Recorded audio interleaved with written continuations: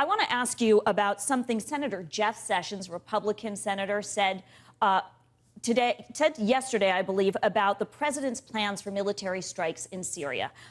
He had a unique take on the situation when speaking to Tea Party activists outside of Montgomery. He said this. Let's listen and discuss.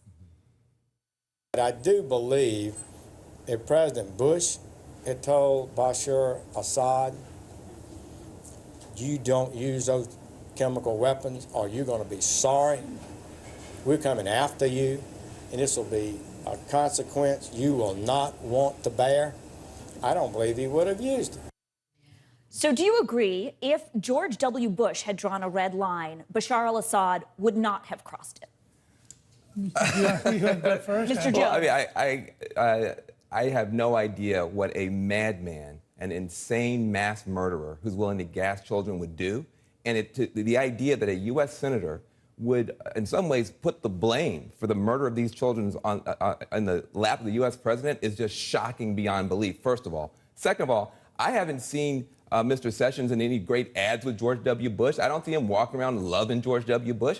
George W. Bush made a huge mess over there. We're still trying to clean it up. Last thing is, ask Osama bin Laden whether or not this president is a tough guy when it comes time to take care of business. I thought it was shocking to see a U.S. senator take that kind of a cheap seats approach with the Tea Party while we're in the middle of a very big crisis on the world stage. Yes, I guess I fundamentally disagree on two counts.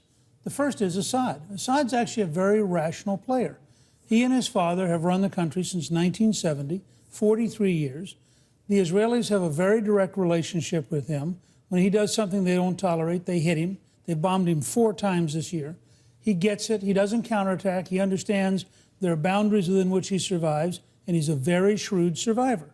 By contrast, the president, when he was, I believe, in Vienna, when the North Koreans fired off a missile, said there will be consequences.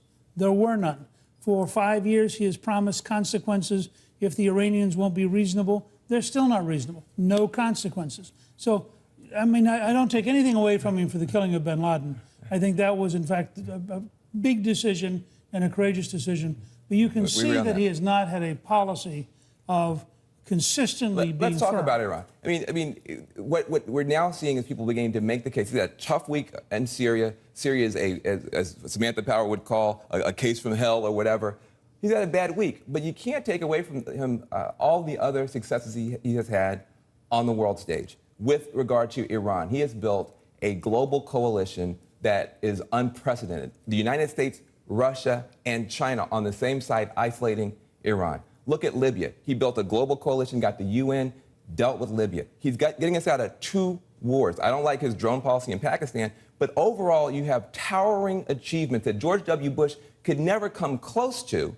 He's had the bad week in Syria, and now he's the worst president ever. I just don't agree. I think it takes a lot of affection for the president to call Libya a towering achievement. It is a disaster. We don't own it, and if it's a disaster, it's because the world is letting it be a disaster. But we behaved appropriately with regard to Libya.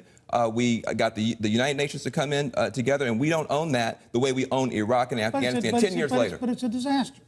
Benghazi's a disaster. The weapons that went down into Mali are a disaster. Do you blame the president for the disaster in Libya? Do you blame the president for Gaddafi? I just wouldn't give him towering achievement. So I think you've got to look at this.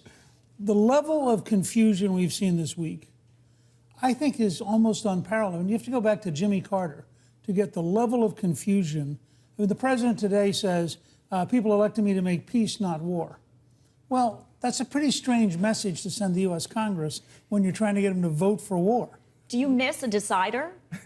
We have a decider. Listen, this president made a decision that action needs to be taken, and he respects our democracy enough to talk to the American people about it and to create this process. The same people who were saying before he shouldn't go without talking to Congress are now beating up on him for talking to Congress. This president, unfortunately, is in a political environment where he gets beat up no matter what he does. I don't agree with his desire to do the military strikes in Syria, but I also disagree with these partisan attacks on him. Let's put principle above politics.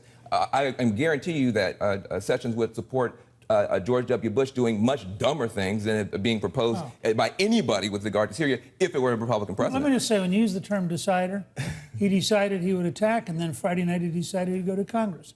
Then he decided he would go to Sweden. Then he decided that he was going to be tough. Then he decided, they signed on to a statement in St. Petersburg today that says the key to Syria is a peaceful resolution. Now, if you take the statement that the White House released, by the way, you take that statement and say, much like his, I was elected to make peace, not war, where is the consistent, rational signal being sent that would convince a congressman to vote for this? Listen, I am glad we have a president who understands that these are complicated issues and he talks in complicated terms. You can pull out one sentence or another sentence and say these sentences don't match, but if you listen to the whole of his presentation today, the whole of his presentation, he was, I think, where most of the American people are. This is a tough issue. He's trying to respect Congress. He's laying out a case.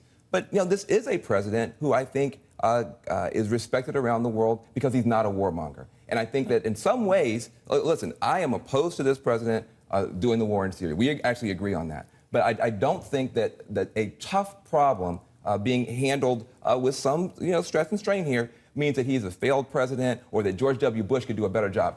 George W. Bush could not do a better job than Barack Obama on foreign policy in the Middle East. That I promise you. Well, look, I think the fact is you have to be communicator-in-chief before you're commander-in-chief. When George H.W. Bush went into Iraq the first time, the country was overwhelmingly for it.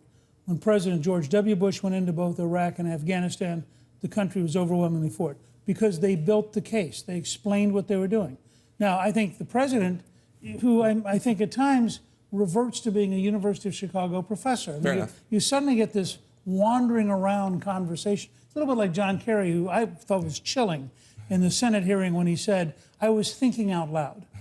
You don't want the Secretary of State to think out loud about war. We do agree on you have to make the case. In some ways, the president is struggling because he's trying to start a car in fourth gear. For 2 years, we haven't had a national discussion about Syria. Now we've got to go all the way to war. So that's a challenge. That's a